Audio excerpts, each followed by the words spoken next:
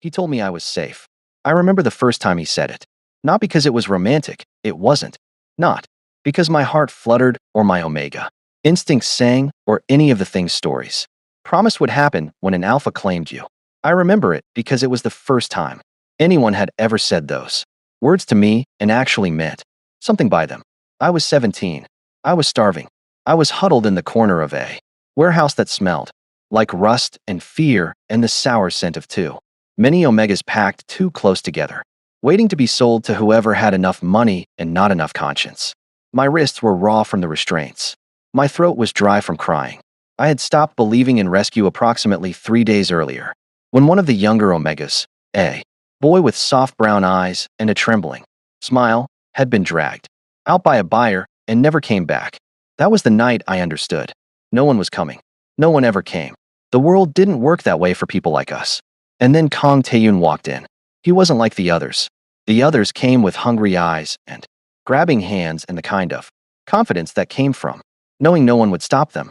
They walked through the warehouse like they were shopping for livestock, pointing, evaluating, choosing. Taeyun walked like he already owned the place.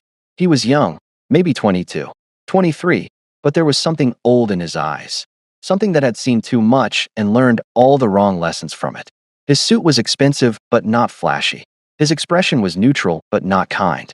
He moved through the warehouse with the quiet authority of someone who had calculated every possible outcome and found them all acceptable. When he stopped in front of me, I didn't look up. I had learned not to look up. Eye contact was a challenge, and challenges got you hurt. Stand. His voice was low, not cruel, not kind, just certain. I stood. My legs shook. I hated that they shook. I hated that he could see it. He studied me for a long moment. I felt his gaze move over my face, my shoulders, the visible marks on my wrists, the way I was trying so hard not to tremble and failing completely. How long have you been here? For days. My voice cracked. I cleared my throat. For days, sir. Sir. Something flickered in his expression. Not amusement, exactly. More like recognition. Have you eaten? The question caught me off guard. None of the other buyers had asked about food. They asked about age, about health, about weather. I'd been trained. Practical questions for practical transactions. But food? I shook my head. He turned to the handler standing nearby, a greasy beta with yellowed teeth and a nervous twitch. Get him something to eat. Now. Ah, yes, sir. Of course, sir. The beta scrambled away. Taeyun turned back to me. You'll come with me. Not a question. Not an offer. A statement of fact that I should have been afraid. Any sensible omega would have been afraid. I was being purchased by a stranger from an illegal trade, and I had no idea what waited for me on the other side of that transaction. But when I looked at Kong Taeyun, at his calm eyes and his steady hands and the way he'd asked if I'd eaten, I felt something I hadn't felt in 4 days. Relief. He chose me. When no one else did, when no one else even looked at me like I was worth more than the price tag attached to my neck, he chose me. I told myself that meant something. I needed it to mean something. The first year was the hardest. Not because Taeyun was cruel. He wasn't. Not because I was mistreated. I wasn't. But because I didn't understand the rules of this new world. And understanding the rules was the only way I knew how to survive. I grew up in instability. That's the polite way of saying it. The honest way is, I grew up knowing that nothing lasted. That love was a currency no one had ever taught me to earn. That the only thing keeping me alive was my ability to be useful to whoever held power over me. My mother was an omega who'd been passed between alphas like a debt being refinanced. Each new household came with new rules, new dangers, new ways to fail. I learned to read rooms before I learned to read books. I learned to anticipate moods, to deflect anger, to make myself small and agreeable and convenient. When my mother died, illness, neglect, the slow erosion of a body that had never been allowed to rest. I was 15. I lasted 2 years on my own before the traders found me.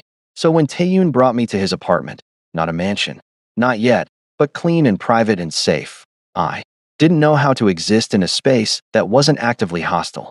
I waited for the other shoe to drop. I waited for the cruelty to emerge. The way it always did, the way I'd learned to expect.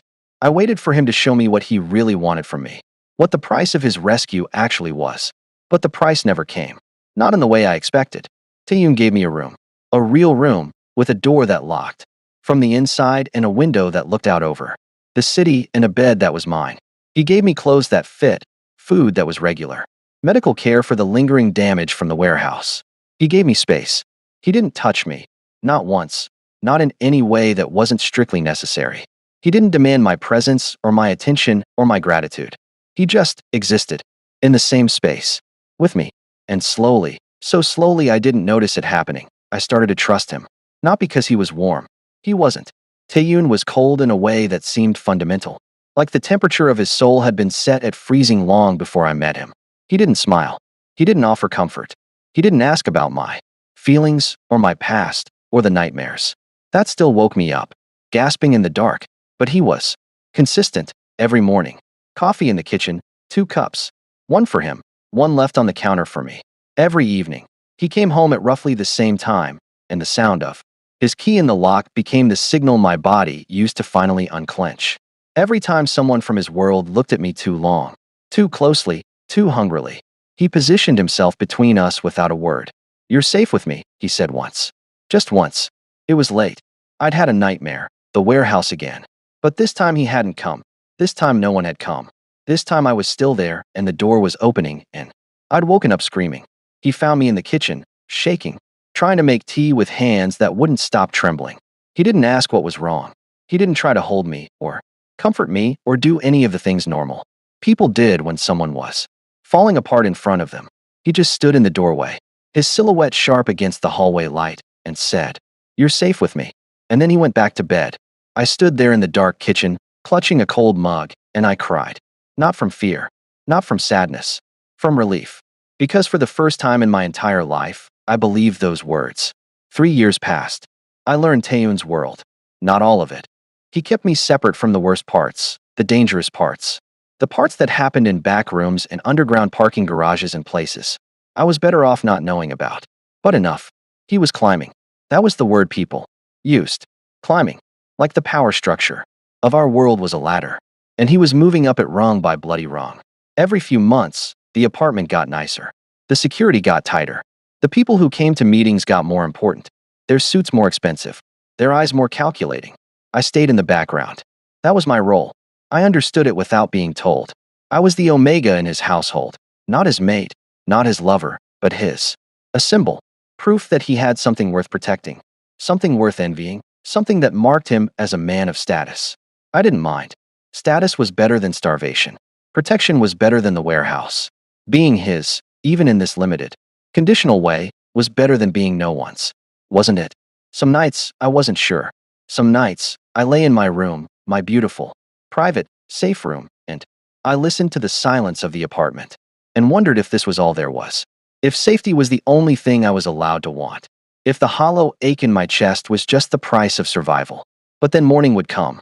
Taeyun would leave coffee on the counter. His key would turn in the lock at the usual time. And I would tell myself that this was enough. It had to be enough. Because what else was there? The first red flag came on a Thursday. I remember the day because it was raining, one of those heavy, relentless rains that turned the city gray and made everything feel muffled and distant. Taeyun had a meeting in his study. Closed door. Low voices. Nothing unusual, but when I passed by with a tray of tea, I'd learned to make myself useful in small ways. Ways that didn't demand attention, but still proved my value. I heard something that made me stop. "What do you have to offer?" The voice was unfamiliar. Older. Rougher. An alpha's voice. Heavy with the kind of authority that expected to be obeyed.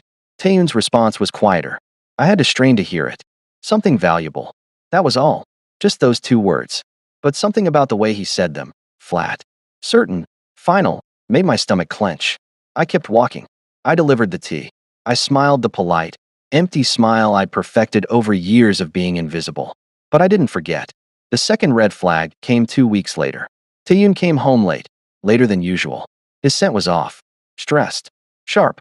Underneath the expensive cologne, I could smell something acrid, something that made my Omega instincts prickle with unease. I waited in the living room. I always waited. Not because he asked me to, but because the apartment felt wrong when he wasn't in it. Like a room with one wall missing. Like a sentence without punctuation. When he walked in, he didn't look at me. He went straight to the window and stood there, staring out at the city lights. His shoulders rigid beneath his perfectly tailored jacket. Taeyun SSI. He didn't respond. I should have left it alone. I knew the rules. I knew my place. But something some stubborn, foolish part of me that still believed I mattered, made me stay. Is everything all right? A long pause. Then, quietly, there's an opportunity. I waited. It requires a significant gesture, something that proves I'm serious. He finally turned to look at me. His expression was unreadable. These things are complicated. I don't understand. No. His voice was strange, almost soft. You wouldn't. He walked past me toward his room. At the doorway, he paused. Get some rest, Hayne. You'll need it. The door closed behind him. I stood in the living room, alone. The city lights painting shadows on the walls. And I tried to convince myself that the cold settling in my chest was just my imagination. The third red flag was the last one. And by then, it was already too late. The night it happened started like any other night. Taeyun told me we were attending a meeting. This wasn't unusual. I'd accompanied him to meetings before. I knew how to dress, how to behave, how to exist in the background while power was negotiated around me. I was good at it. I'd had years of practice. Wear the gray, he said, not looking at me. The one with the high collar. I nodded. The gray suit was my nicest. He'd bought it for me 6 months ago, after a deal went particularly well. I'd thought, foolishly, hopefully, that it meant something. That he'd noticed me, really noticed me, and wanted me to look beautiful for him. Now I understood. He wanted me to look valuable. But I didn't know that yet. I dressed carefully. The gray fabric was soft against my skin. The collar high enough to hide the vulnerable curve of my throat. I looked at myself in the mirror and saw an Omega who belonged to someone important. An Omega who was protected. An Omega who was safe. Taeyun knocked on my door at exactly 7. You look good, he said. 2 words. Casual. Simple. But they made something warm bloom in my chest. Because praise from Taeyun was rare, and I had learned to treasure every scrap. He reached out and adjusted my collar. His fingers brushed my neck. Brief, impersonal, but contact. Physical contact. He almost never touched me. I'll be there, he said. You're safe. I looked up at him. At this alpha who had rescued me from hell and given me a life I never could have dreamed of. At this man who was cold and distant and impossible to read, but who had never broken a promise to me. Okay, I said. And I believed him. The building was in a part of the city I'd never been to before. Not the dangerous part. I knew the dangerous parts. Had memorized them during my time on the streets. This was something else. This was the powerful part. The part where buildings didn't need to look threatening because everyone already knew what happened inside them. The lobby was marble and gold. The elevators required a key code. The security guards were armed and watchful and very, very professional. Taeyun walked beside me, his hand resting lightly on my lower back, guiding, possessing, showing everyone in this building that I was his. I kept my eyes forward, my expression neutral, my Omega scent carefully controlled. We reached the top floor. The doors opened onto a hallway that ended in a single door, dark wood. Brass fixtures, understated and terrifying. Taeyun didn't hesitate. He pushed the door open and walked through. I followed. The room was cold. That was my first thought. Not temperature cold. The heating was actually quite good, but atmosphere cold. The kind of cold that came from too much power concentrated in too small a space. There were maybe a dozen people in the room. All alphas. All dressed in expensive dark clothing. All watching us with the kind of eyes that had seen too much and been surprised by none of it. And at the center was a man I recognized immediately, even though I'd never seen him in person. Seo Jaehyun. Everyone in our world knew Seo Jaehyun. He was the kind of figure people talked about in lowered voices. The kind of name that made conversations stop and expressions shift. He controlled a power circle that made Taeyun's operation look like children playing at business. He was cold. He was feared. He was untouchable. And he was watching me, not the way other alphas watched.